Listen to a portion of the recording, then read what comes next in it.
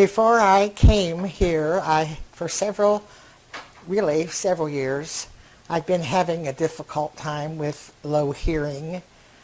I missed a lot of conversations and had to ask people to repeat. And my family doctor recommended that I come to this office, and my first appointment was Karen, and I've been with her ever since.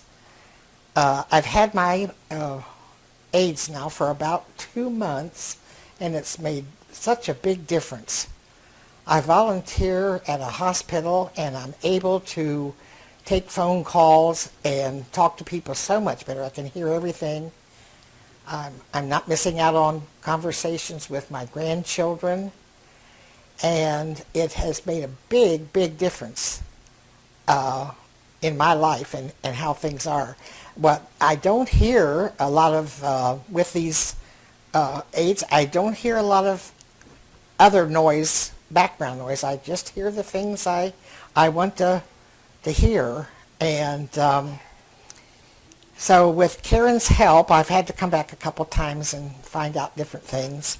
But she has just been wonderful. Especially any questions I have, I can call her and she'll straighten me out. So I wish now I had gotten these before, years ago, and I'm so happy that I finally did. And especially to come to this office and have them help me.